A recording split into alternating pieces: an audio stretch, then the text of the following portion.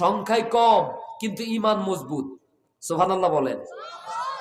সংখ্যায় কম কিন্তু তাকওয়া অনেক বড় শক্ত। সুবহানাল্লাহ বলেন। বদরের ময়দানে, ওই ময়দানের শিক্ষাটাই আমাদের জন্য শিক্ষণীয়। 313 জন, মাত্র কয়েকজন মুসলমান মুজাহিদ, এই 313 জন মুজাহিদ বদরের ময়দানে 1000 কাফেরের মোকাবেলা করার জন্য গেলেন। বিষয়টা মনোযোগ সহকারে শুনুন। নবীজি মদিনা আল মুনাওয়ারা থেকে রওনা হলেন। বদরের উপত্যকায় যুদ্ধ হবে। মক্কা থেকে 1000 কাফেরের সশস্ত্র বাহিনী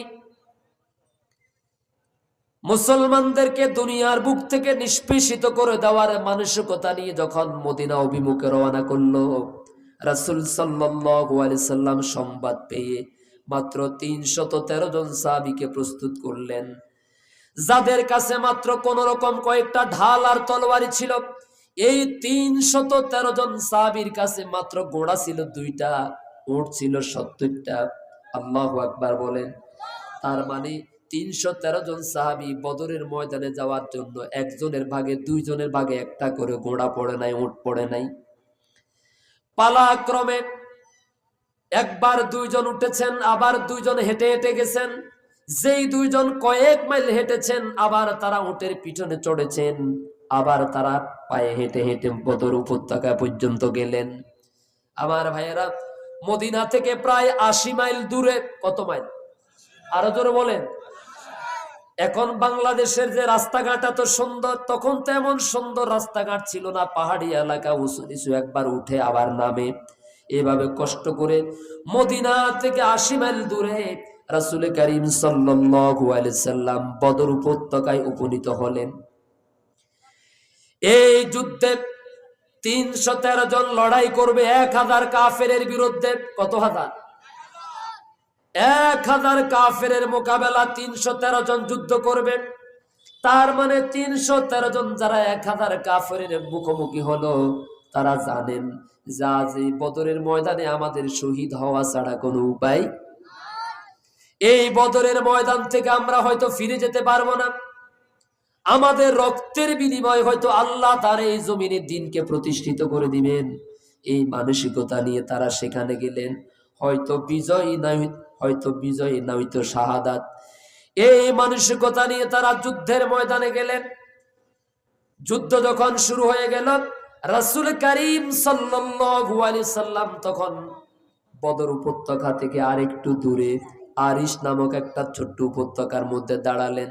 আল্লাহর কাছে এত জোরে হাত উত্তোলন করলেন, এত বেশি কান্নাকাটি করলেন, এত বেশি পেরেশান হয়ে আল্লাহর কাছে বললেন, আল্লাহুম্মা আনসুরনি, আল্লাহুম্মা আনসুরনি মা ওয়া'আদতানি, আল্লাহুম্মা নাসরুক। ও আল্লাহ, তুমি আমাকে সাহায্য করো, যে ওয়াদা তুমি আমার সাথে করেছো, তুমি তোমার সে ওয়াদা বাস্তবায়ন করো। আর যদি আজ এই বদরের ময়দানে আমার 313 জন সাহাবীদের ক্ষুদ্র জামাত যদি শহীদ হয়ে যায়, মরে যায়, কিয়ামত পর্যন্ত তোমার জমিনে তোমার নাম উচ্চারণ করার মতো তোমার এই জমিনে লা ইলাহা ইল্লাল্লাহু মুহাম্মাদুর রাসূলুল্লাহ সাল্লাল্লাহু। আজ এই বদরের যুদ্ধে 1000 কাফেরের মোকাবেলায় 313 জন সাহাবী যদি শাহাদাত বরণ করে, কিয়ামত পর্যন্ত তোমার জমিনে তোমার নাম উচ্চারণ করার মতো আর কেউ আসবে না।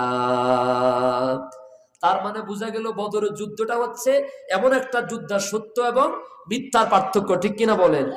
ওই দিন যদি 313 জন সাহাবী শাহাদাত হয়ে যেতেন, আমরা হয়তো মুসলমান হতে পারতাম না। ঠিক কিনা বলেন?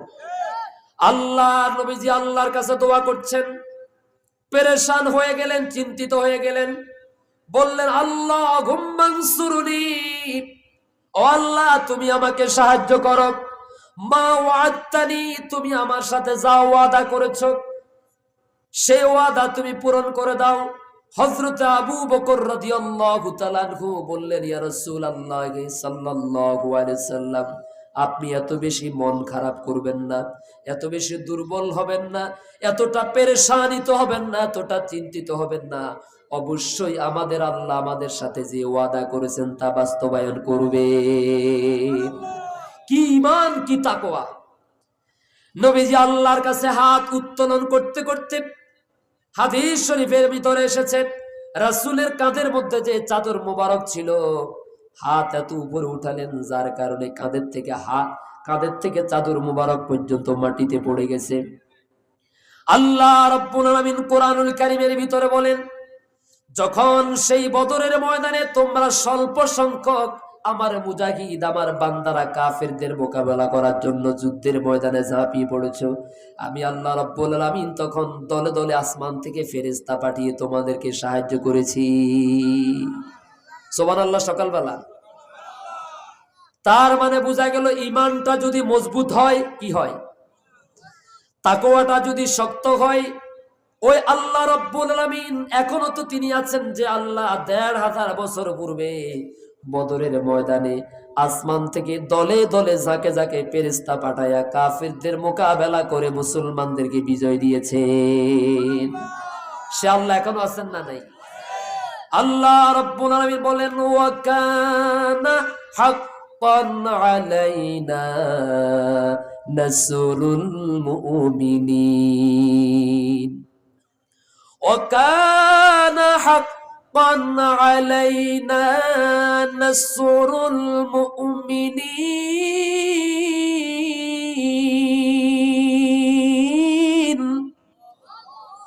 মুমিন বান্দারা যখন বিপদে পড়ে যায়, ইমানদাররা যখন বিপদে পড়ে যায়, যখন কোথাও কোনো মুসিবতে পড়ে, আল্লাহ রাব্বুল আলামিন বলেন, তখন মুমিনদেরকে সাহায্য করা, ইমানদারদেরকে সাহায্য করা আমি আল্লাহর জন্য ওয়াজিব হয়ে যায়। যেরকম সুবহানাল্লাহ। আল্লাহ সাহায্য করবেন, এটা আল্লাহর ওয়াদা। তবে বান্দার ঈমান কি হওয়া লাগবে?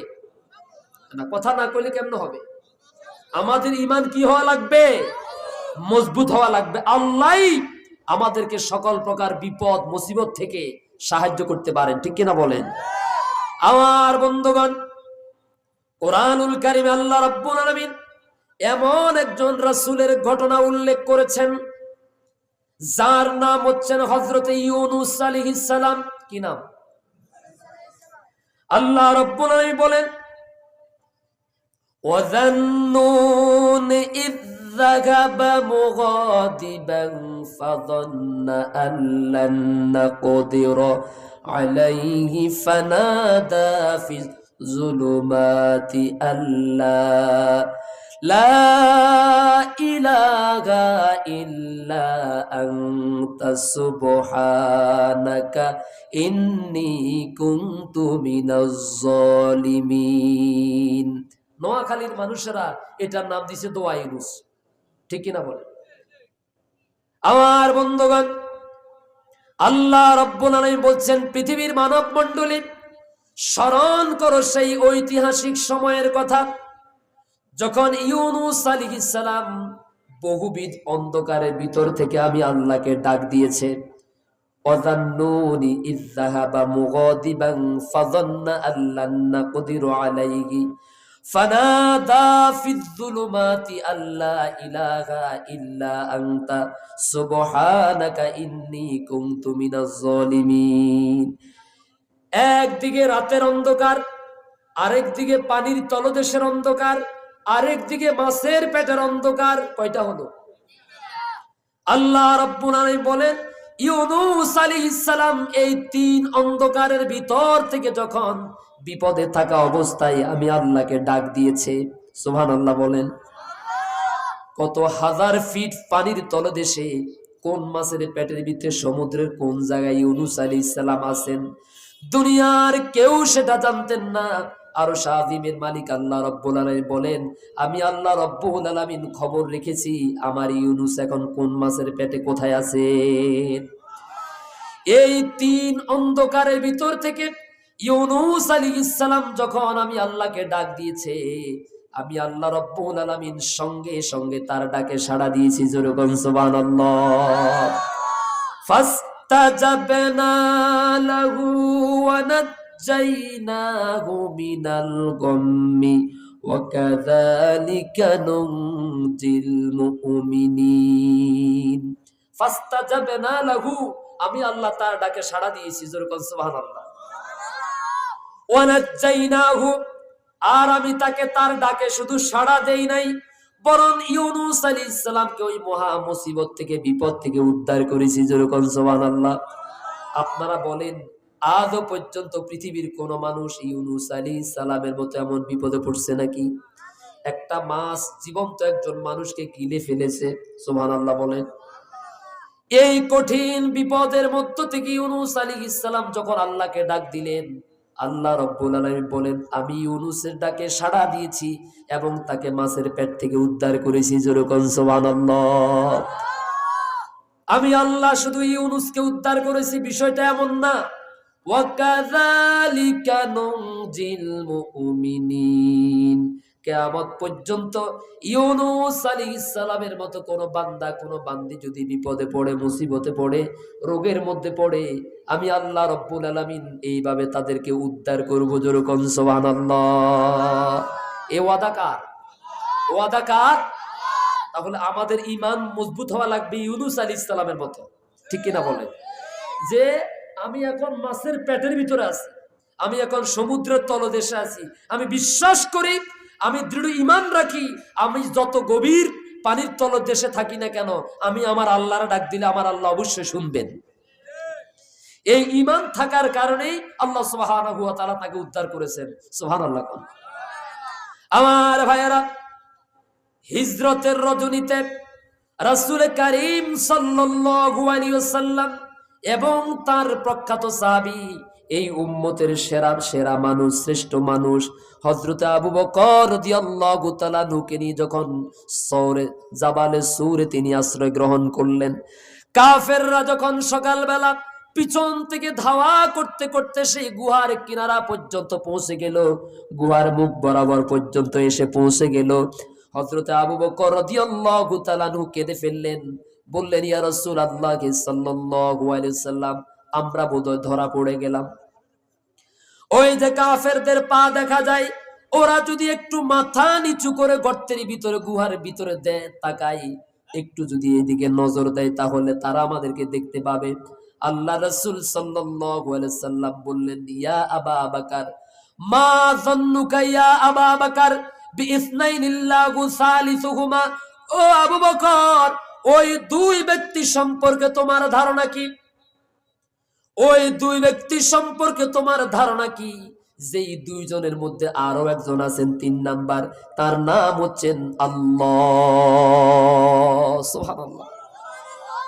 আল্লাহ রাব্বুল আলামিন কুরআনুল কারীমে এই আয়াতটাকে তখন এইভাবে উল্লেখ করে দিলেন, সেই ঘটনাটাকে, ইযহুমা ফিল গারি ইয ইয়াকুলু লিসাহিবিহি লা তাহজান ইন্নাল্লাহা মা'ানা।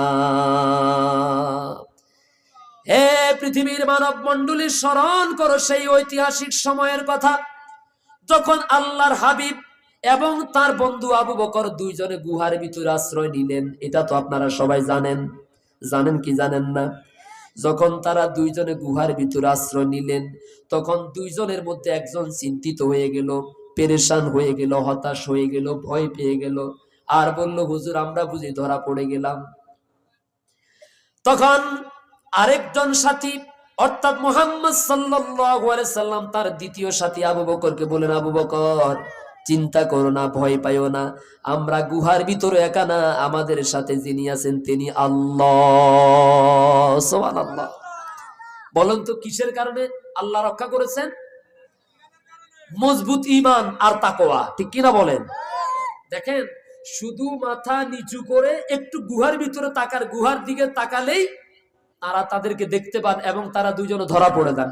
ঠিক এই কঠিন মুহূর্তে তারা ভরসা করেছেন কার উপরে? আল্লাহু আকবার বলেন। যে আল্লাহ রাব্বুল আলামিন রাসূল কারীম সাল্লাল্লাহু আলাইহি সাল্লামকে এমন কঠিন অবস্থা থেকে রক্ষা করেছেন, সে আল্লাহ এখনো আছেন না নাই?